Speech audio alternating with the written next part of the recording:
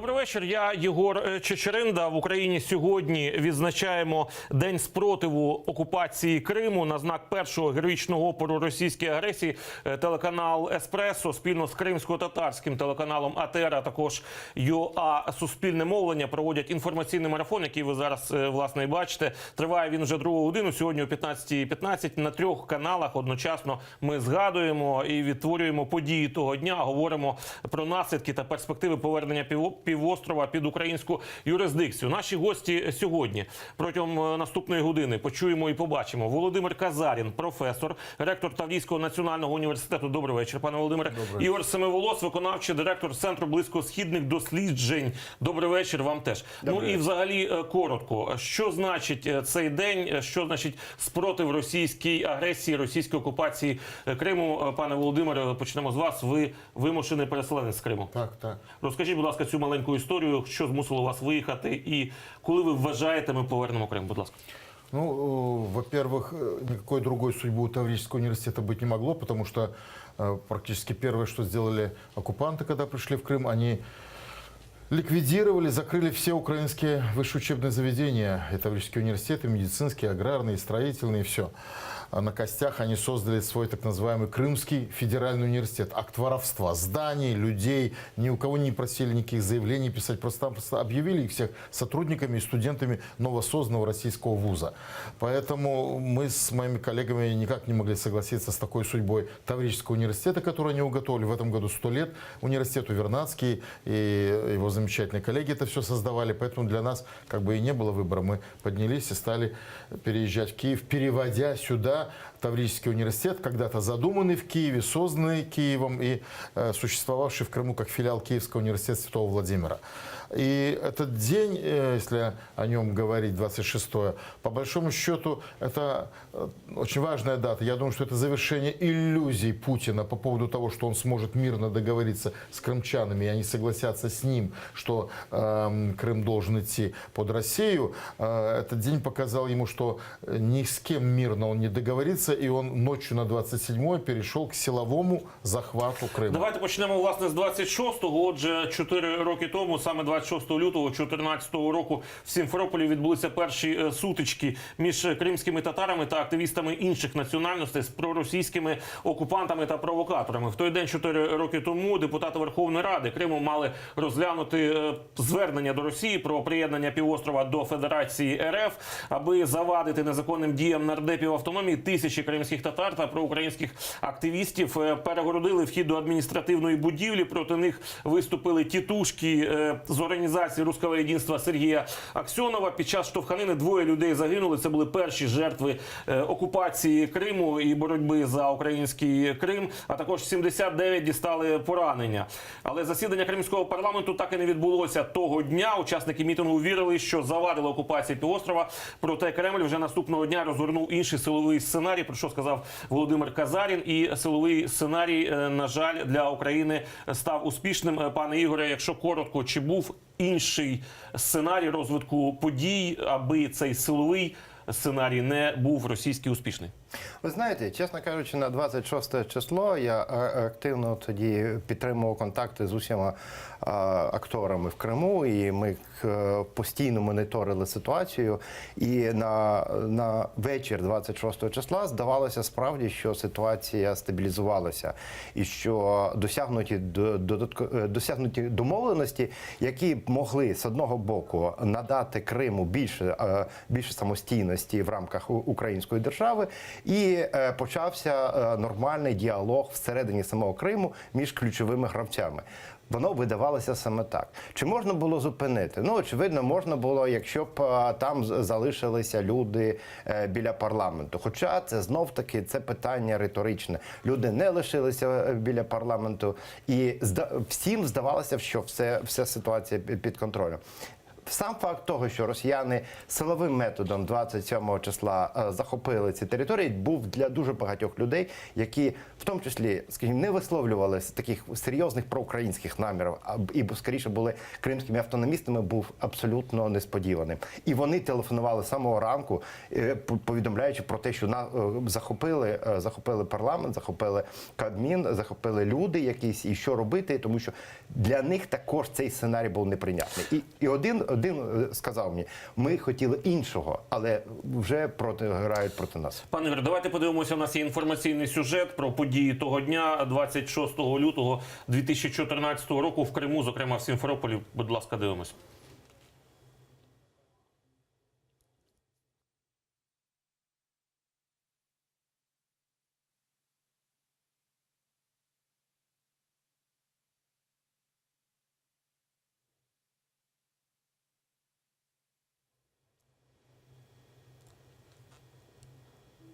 Звук. В нас зі звуком проблеми технічні. Давайте зараз їх вирішимо, ці проблеми. А поки я запитаю ось що. Пане Володимире, от того дня, каже Ігор, що міг бути розвиток інакше. Мені здається, що вже цей план силового захоплення, очевидно, не був готовий 26 лютого. Він був написаний набагато раніше. І це був план покроковий. Я в попередньої студії бачив цікаве інтерв'ю Ахтема Чийгоза, заступника Меджлісу кримсько-татарського народу, і він каже, що багато в Україні нарікань, що от кримські татари не дотиснули, що вони не проявили себе, що вони в той момент якось неправильно повели себе, що не до кінця були. Але каже Ахтем, от в попередній студії, що кримські татари зробили все можливе від них, що вони висловили свою громадянську позицію. Далі був крок, і наступним мала бути дія українського спецназу, спецпризначенців. Кримські татари не могли вибивати російських спецпризначенців з приміщення Верховної Ради Криму. Як вы думаете? Я думаю, что да, силовики должны были, ну, во-первых, слушая наших врагов, наблюдая за нашими врагами, собирая информацию, они должны были знать о том, что эти планы меняются в сторону радикализации. 26 числа, вот я согласен отчасти с коллегой, могло создаться ощущение, что все хорошо, все вырешено, когда стало понятно, что провалился сценарий сбора митинга, в котором громадный перевес будет у Аксенова и компании над небольшой частью крымчан, которые пришли как бы протестовать. Тем самым Крым тем самым показывает, что он за решение, пророссийское решение вопроса Крыма, тогда им нужно было любой ценой убедить людей уйти от парламента. Им была дана такая команда. Аксенов на все согласился, он дал все обещания, голосовать не будем, в повестку дня вносить не будем, парламент собираться не будет. Все решили, расходимся и начинаем как бы новый раунд совещаний и согласований. Только ушли, успокоилась ситуация вокруг парламента, ночью подходят эти самые автомашины с разгрузкой спецоборудования и начинается силовой захват. А то, что вы правы, что это был заранее прописанный сценарий, об этом говорит тот факт, что милиция, полиция, которая охраняла Верховную Раду и Совет Министров, она получила указание сверху оставить посты, пропустить людей с оружием внутрь и сдать им все эти площади. Что и произошло. Никакого сопротивления со стороны МВД крымского не было. Сценарий был прописан и все были проинструктированы.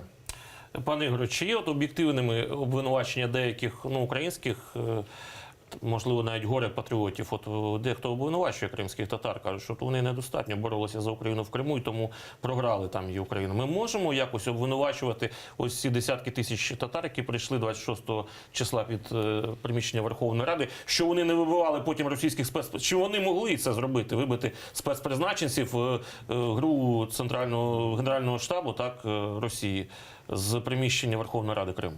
Ну, я хочу нагадати, що один із ключових сценаріїв, який пророблявся, тому що всі розуміли, що Крим є таким можливим флешпойнтом, наступною точкою російської агресії.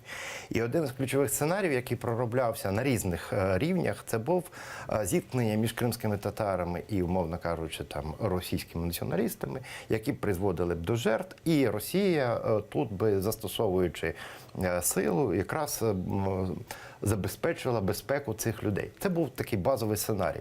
Тому ключове завдання впродовж тривалого часу була спрямована саме на недопущення такого сценарію. І, звісно, кримські татари, виходячи на вулиці, демонструючи свою громадянську позицію, вони, звісно, не могли йти на силовий сценарій, оскільки цей силовий сценарій, він би надав легітимності діям Росії, більшої легітимності, ніж те, що вони змушені були робити, фактично пред'явивши всьому світу факт агресії. Тому зрозуміло, що на той момент, на момент 26 числа і на момент, власне, силового захоплення, кримські татари не могли вже протистояти військовій силі, тобто проти зброї голими руками нічого не вдієш. Це факт. І коли ми потім дивилися там і телевізії, і дивилися ситуацію, і той шок, який був, шок був не тільки в Криму, не тільки серед кримських татар, шок був в Києві, оскільки Київ так само не міг розуміти і не усвідомлював, що робити зараз в цій ситуації. Пане Ігоре, будь ласка. Я хочу добавить вот к вашему вопросу и вот, к нашему ответу. Тем, которые так говорят в адрес крымских татар, я хочу напомнить, что татары составляли на тот момент 13% населения Крыма. 13%. И характерно, что эти люди говорят, а почему они недостаточно жестко, недостаточно эффективно защищали Крым, чтобы вот добиться срыва плана тех, которые вот, захватывали Крымский полуостров.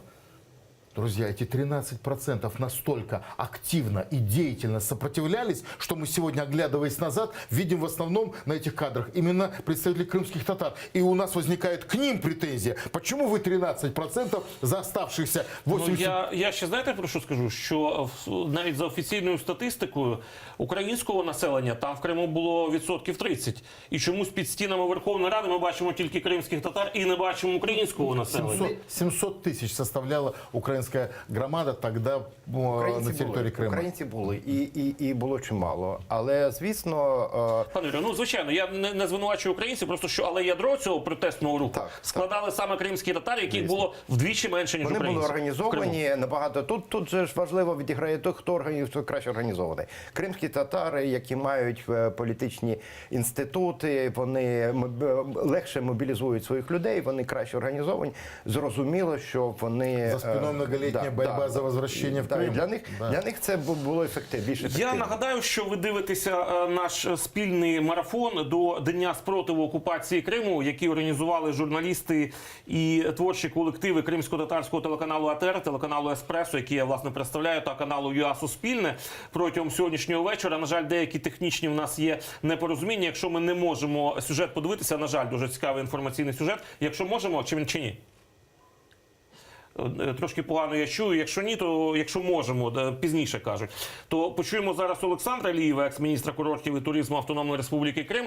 Але перед тим, як ми його почуємо, хотів вас, пане Ігоре, запитати ось таке. Який час відводиться спецпризначенцям, спецслужбам, за який час вони планують операції на зразок захоплення Верховної Ради Криму? Адже дехто каже, що це було буквально рішення протягом кількох годин ухвалене. Якщо мова йде про безпосереднє захоплення, тобто сама операція, очевидно, все-таки була прийнята доволі швидко. Підготовка до операції. Підготовка велася, тобто росіяни вели підготовку, у росіян було декілька базових сценаріїв захоплення Криму. В тому числі один із таких сценаріїв – це сценарій захоплення Верховної Ради і Кабінету міністрів з відповідним голосуванням і трансформацією.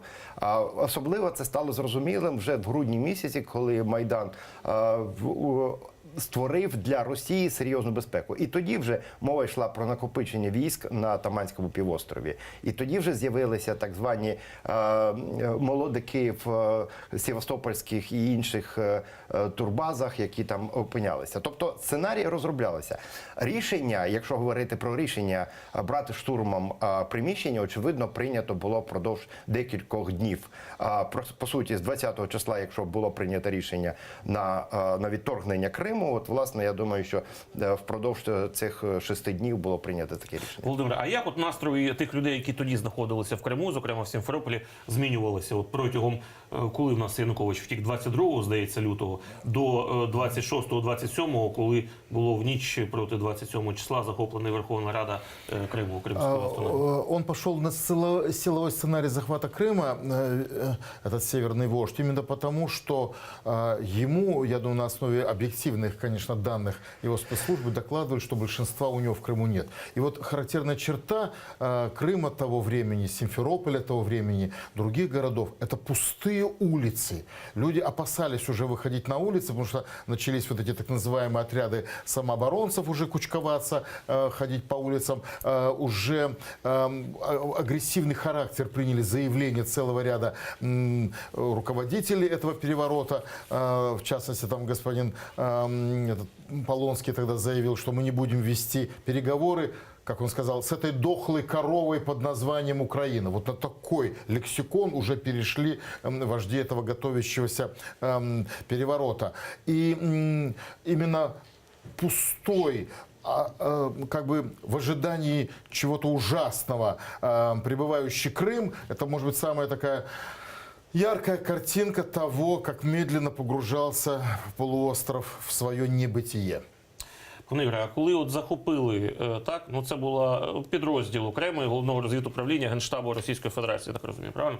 Після цього моменту захоплення, це почалося, в цей момент можна було сказати, що на питанні анексії Криму вже поставлена крапка і анексія вже справа вирішена. Чи, можливо, в той момент ще можна було зламати ситуацію?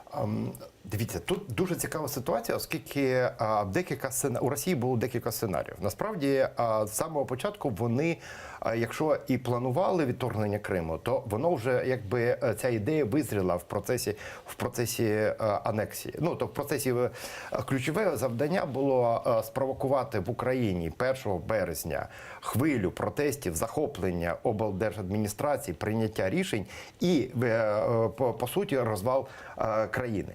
Це власне це підтверджується тими заявами, які робили і російські урядовці, і Путін власне робив. І коли вони говорили про колишню Україну, про те, що вже немає такої держави, тобто кожен з них бачив це по-різному. Тобто захоплення приміщення Верховної Ради Криму був першим кроком, далі захоплення обласних адміністрацій Харків, Донецьк, Луганськ, Дніпропетровськ, Їм треба Миколаїв. було показати приклад. Це дуже важливий був приклад, яким чином це робити. І що Росія їх підтримує. Ну, пам'ятаєте, давайте послухаємо, і є записи телефонних розмов між російськими кураторами і представниками, власне, кримських сепаратистів, які обговорювали це питання, і в тому числі дзвоники до Одеси, до інших, де, власне, ці питання обговорювалися. Базовий сценарій був захоплення всієї України. Після того, як стало зрозуміло, що цей бліцкріг не вдався першого, вони перейшли 6 числа, вони перейшли до анексії. Дякую, пане Олеже. Дам слово, але давайте нарешті сюжет побачимо. Інформаційну довідку про події 26 лютого 2014 року, коли під стінами парламенту Криму перші жертви сталися серед кримських татар, які вийшли на захист української незалежності, української територіальної цілісності. Будь ласка, сюжет дивимось.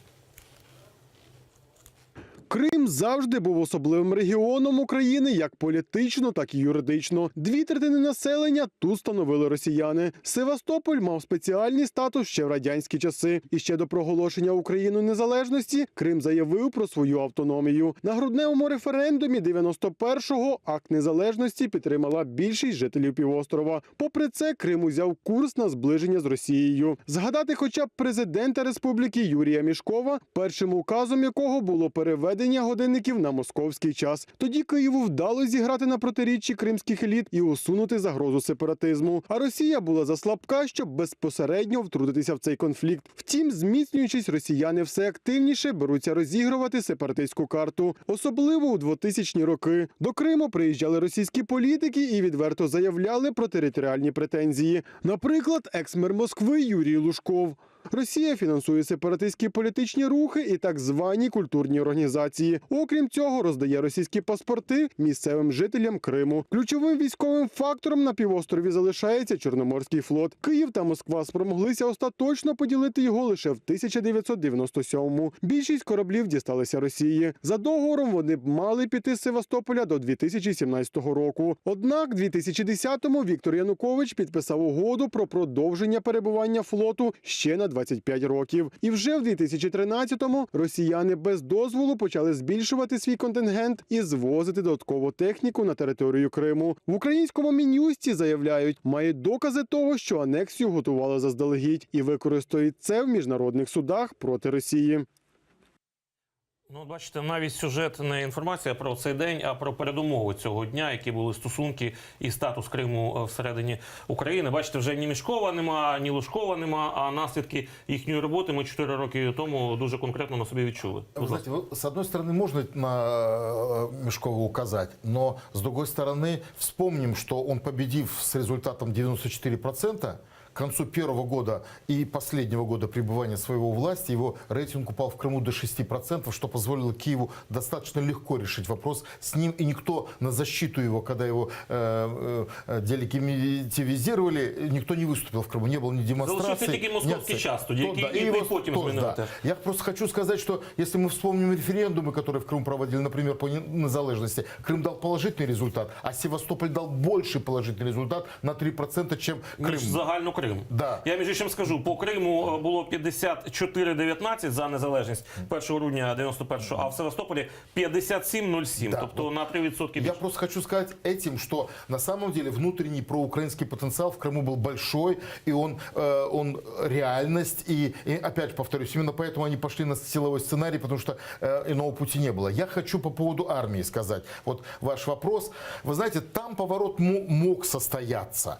Мы говорим в целом о плохом состоянии украинской армии, там, о том, что она разваливалась. Все. Из всех регионов Украины в самом благополучном, в самом боеспособном состоянии была армия, которая находилась в Крыму. Потому что у нее все время был особый жесткий контекст ее пребывания. Это при наличии Черноморского флота Российской Федерации, и поэтому необходимость постоянно так или иначе реагировать. Тонус такой да, был у они армии. учения проводят, наши учения проводят. Они, например, какие-то там выдвижения осуществляют, наши осуществляют выдвижения. В этом смысле сама ситуация заставляла не расслабляться. И если бы в первые дни, я знаю многих командиров частей в Перевальном, там, в Феодосии морская пехота, в других, в Керчи, там, в других местах. По идее, если бы в первые неделя, полторы поступили какие-то прямые указания об оказании сопротивления, внутренний настрой был такой, что выполнить и сделать это. Но потом, по мере того, как это приняло такой вялотекущий, ползучий характер, внутреннее моральное состояние стало ухудшаться, потому что они увидели, что руководство не знает, что делать, не склонно к какому-то решению. Для военных это самая плохая ситуация, когда он не получает указания об исполнении долга. Пане Юрію, могла Альфа СБУ вибити у цих диверсантів з приміщення парламенту Криму на той момент? Принаймні, я чув такі думки з боку офіцерів Альфи, що вони могли виконати цей наказ. Могла б вона виконати, і чи реально могла б Альфа вибити цих людей, ми не знаємо. Але принаймні на момент захоплення були люди, які готові були виконати цей наказ. Але цього наказу не надійшло. Багато говорять зараз про те, що не обійшлося від наших західних партнерів, що були певні домовленості саме з ними, чи команди від них, чи рекомендації, чи побажання. Ну, не надто там гарячкувати з використанням армії української в Криму. Ви про таке чули? Чи це може бути правда? Я про таке чув. Я про таке чув, і я знаю, що тиск на українське керівництво новопризначених, то не слід забувати, що 25 числа лише був призначений уряд, і тиск здійснювався шалений для того, щоб не була здійснена ніяка військова операція. А якими могли бути аргументи там тих же американців чи інших західних партнерів не надто там втручатися і грати м'язами в Криму? Як саме могли переконати українських Справа в очільників? тім, що росіяни діяли в рамках тих домовленостей, які були підписані Януковичем.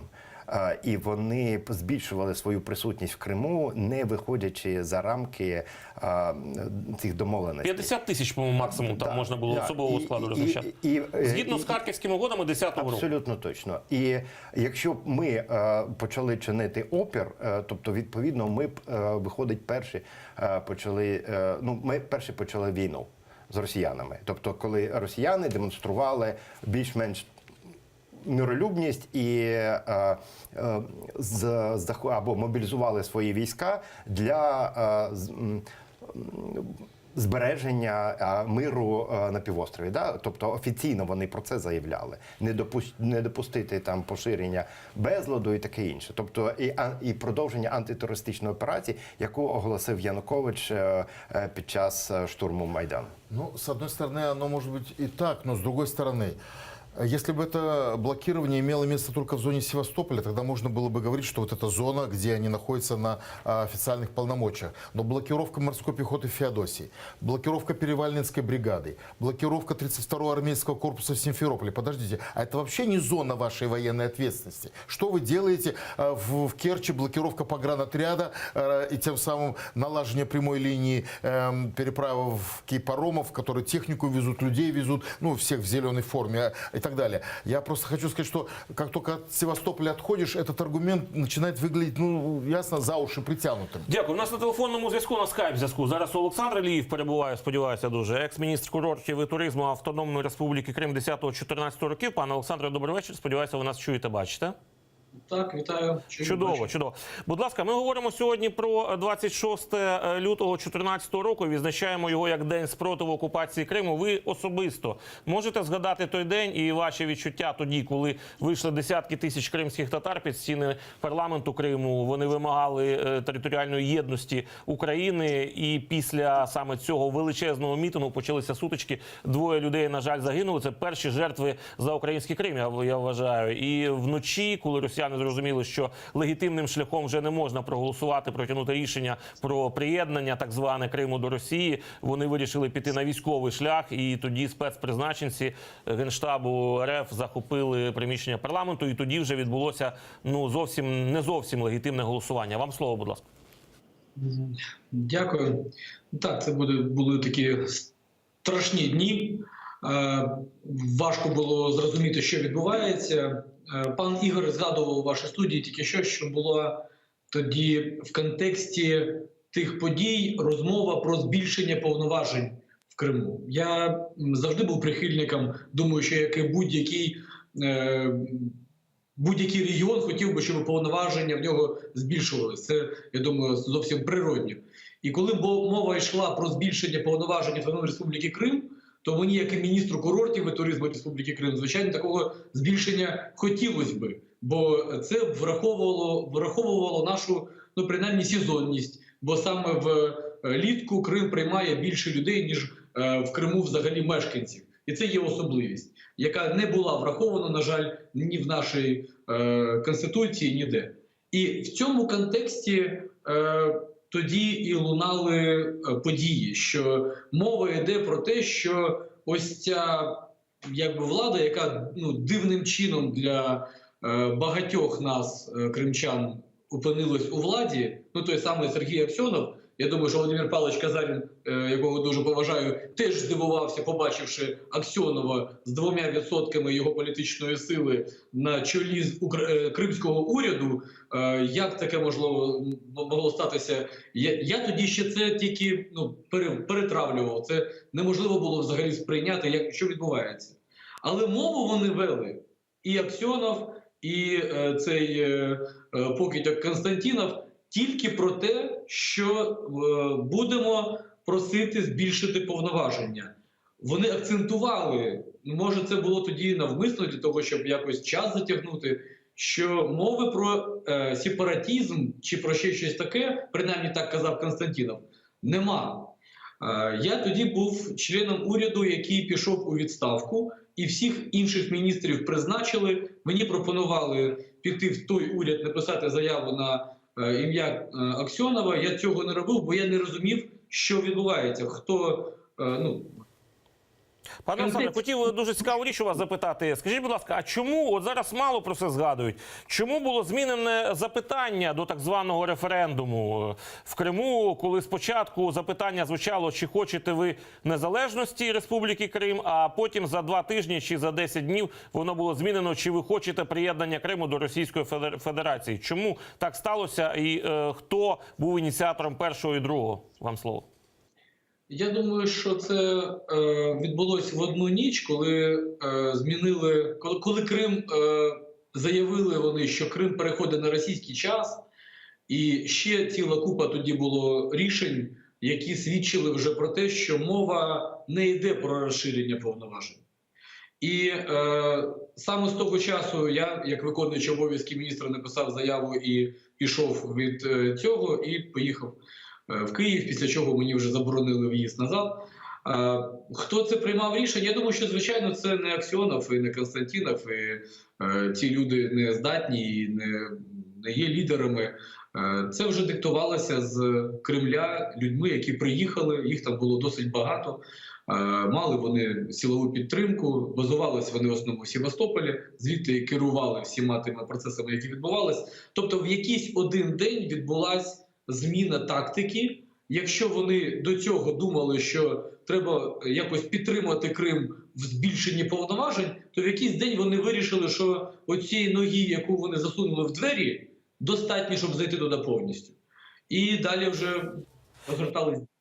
Питання, якщо дуже коротко, прошу. От я читав буквально вчора, здається, інтерв'ю Леоніда Кравчука, першого президента нашого, одне з останніх. І він каже, що Крим все одно стане непосильною ношею для Російської Федерації. Він згадав історію Микити Хрущова, який, відвідавши там в Крим, в якому 52-му чи 53-му роках, приїхавши звідтам, прийшовши на засідання ЦК Компартії України, сказав: забирайте Крим, бо там з ним не знають, що робити, дуже важко його обслуговувати. Зараз яка ситуація, наскільки важкою ношею є Крим для Росії сьогодні, скільки це виливається для російського бюджету, будь ласка? Я думаю, що в російському бюджеті Крим віднесений до статті військових витрат. Тобто вони сприймають Крим, це не як земля, там, як ми сприймаємо це з Володимиром Павловичем, як кримчани, які прожили там все життя. Вони сприймаються як непотопляємий авіаносець.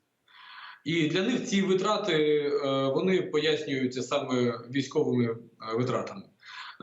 Крим, як аграрний регіон, не може жити без Дніпровської води.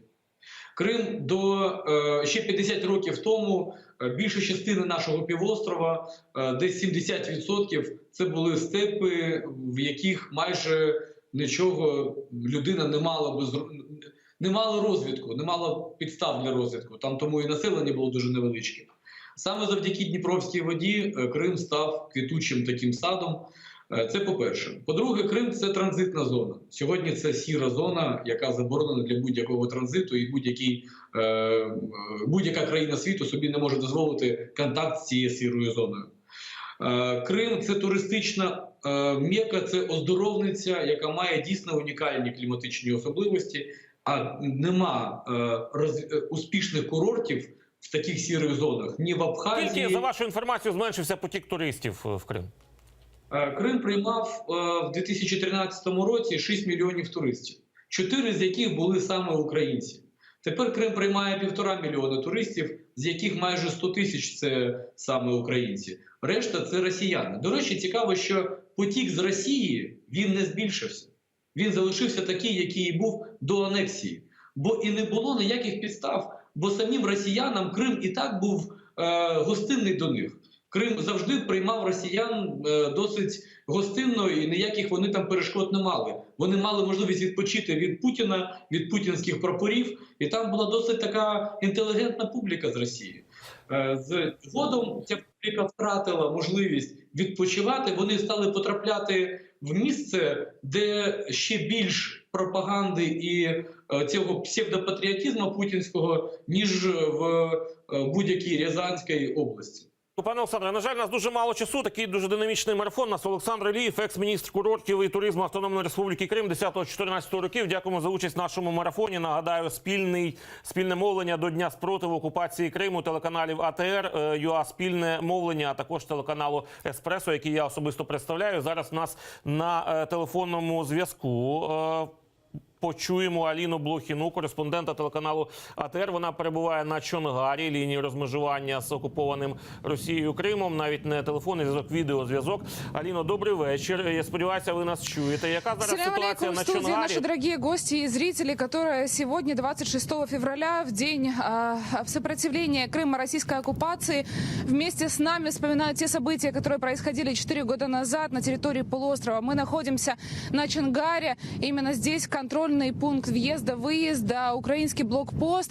Фактически это последний форпост украинский. Здесь свою службу несут украинские пограничники, таможня, служба безопасности Украины. Здесь находятся непосредственно те пункты, которые пересекают люди, которые хотят заехать на территорию аннексированного полуострова, и те, которые едут на материковую Украину из Крыма. И вот буквально в 2 километрах от меня находится тот самый мост, который соединяет непосредственно материк и полуостров. И теперь это так называемый ноль. Вот уже 4 года там стоят 2 флага, украинский и российский триколор. Хочу обозначить, что сейчас там находится только российский флаг. Блокпост россияне перенесли за мост, установили там камеры видеонаблюдения. И с помощью них, собственно, наблюдают то, что происходит на мосту. Но, собственно, самый большой поток людей здесь на Чонгаре утром и вечером, как раз во время, когда приезжают поезда и автобусы. Мы, собственно, сегодня пообщались с теми, кто со стороны аннексированного полуострова заезжал на территорию Украины. И давайте послушаем, что рассказывали люди. Ну, я особенно не участвовал в этих мероприятиях. Поездили, пошумели, поорали. Но я оттуда, да. Да, кто доволен? Довольны пенсионеры, которым накрутили 2 раза пенсию. Все остальные выживают как-то. В общем, ничего хорошего. Ну, если вот так холодно стоять, людей много, то, конечно, возникает. Просто холодно стоять, переходить границу. Ну, так, в принципе, все очень лояльно. Ну, сложно сказать, довольны или недовольны. Плохо, что мы разъединены, нам приходится все равно видеться. То есть какие-то сложности по сравнению с тем, что было, существуют.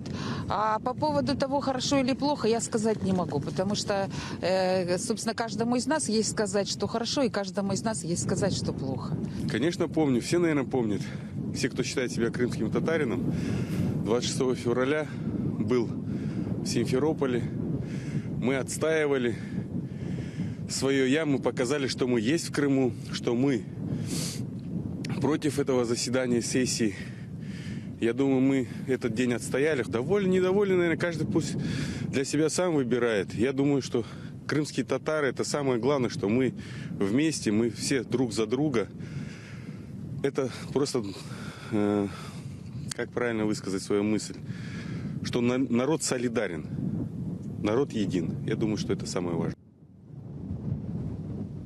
Ну, собственно, вот, как вы видите, часть людей действительно помнит, что происходило в Симферополе 26 февраля 2014 года. И те непосредственно крымчане, с которыми мы пообщались, действительно считают, что этот день, он стал основоположным в самоопределении Крыма. Вот. Ну, а касаемо пересечения административной границы, то говорят, что проблем никаких не возникает. Ну, а вот то, что происходит сейчас на аннексированном полуострове, знаете, люди не очень неохотно говорят и рассказывают из целей и мер собственной безопасности.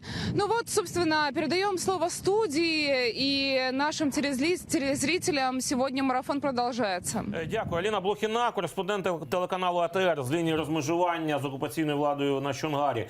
Народ об'єднан і народ єдин, народ солідарен. Так казав кримський татарин, який давав інтерв'ю коротке Аліні Блохіній. І в нас небагато часу, буквально по хвилині. Друзі, я хотів, знаєте, про що запитати? Ми багато зараз говоримо про долю Донбасу. Ми опікуємося там долею миротворців ООН. Ми говоримо про Мінські угоди. І чомусь дуже рідко говоримо про долю Криму. Про долю тих кримських татар, які там залишилися. Які справді підтримують Україну, які солідарні і єдині. Що нам треба зробити для того, щоб вивести і цей діалог, цю дискусію міжнародну, теж на рівень того, принаймні, на якому зараз знаходиться діалог по Донбасу? Будь ласка. Ну, я думаю, что определенное оживление в том, чтобы развить эту тему и поднять ее на другой уровень, мы в последнее время наблюдаем. Но одновременно Мне кажется, что в правовом смысле иски имущественные, связанные с убийством людей, с исчезновением людей, нарушением их прав. Например, что касается университетов, я думаю, что должен быть коллективный иск по имуществу всех украинских университетов, которые, в полном смысле слова захвачены. Это здания, это общежития, это корпуса, это базы практик, это человеческий материал, опять же, который никто не спрашивал, хотят они или не хотят. Я думаю, что если бы вот это системно осуществлялось настойчиво каждый месяц, может быть, даже каждую неделю, то масштабы исков вырастали бы до таких космических размеров, обоснованных, невыдуманных, что, например, только одни принятые решения и необходимость их исполнения, я думаю, значительно ускорили бы со стороны некоторых политиков на севере желание с Крымом, в конце концов, расставаться. Передати його нам, не розставатися, Володимир. Їм розставатися, їм. Будь ласка, Ігор Семенович. Я погоджуюся з тим, що, звісно, цей процес юридичний має активізуватися і пришвидшуватися, і це серйозний тиск на Росію. Разом з тим, очевидно, що всередині українського суспільства діалог щодо Криму, щодо майбутнього Криму, щодо майбутнього кримсько-татарської автономії і все інше, він має бути інтенсифікований і не істеризований. Тобто головне, щоб ми навчилися на березі тут, зараз, до того, як Крим буде звільнений, домовилися про ключові принципи співіснування в Криму, звільненому, і вже прийшли туди з готовими рішеннями, бодай з чітко зрозумілими опціями. Принаймні, от з інтерв'ю першого президента України Леоніда Кравчука, він 2 дні тому сказав про те, що, очевидно, має бути кримсько-татарська автономія в Криму в складі України. Це питання має бути вирішено вже сьогодні. Справді, як ви кажете, ще до повернення Криму з окупації, стану окупації до України. Дякую. Народ солідарний, народ єдиний, і український народ сьогодні в цей день опору російській окупації Криму солідарний з кримсько-татарським народом. Наш марафон триває. Нагадаю, спільний каналів Еспресо, кримсько-татарського каналу АТР, а також УА Суспільне. Дякую за участь в ньому Володимиру Казаріну та Ігору Семиволосу. Залишайтеся з нами.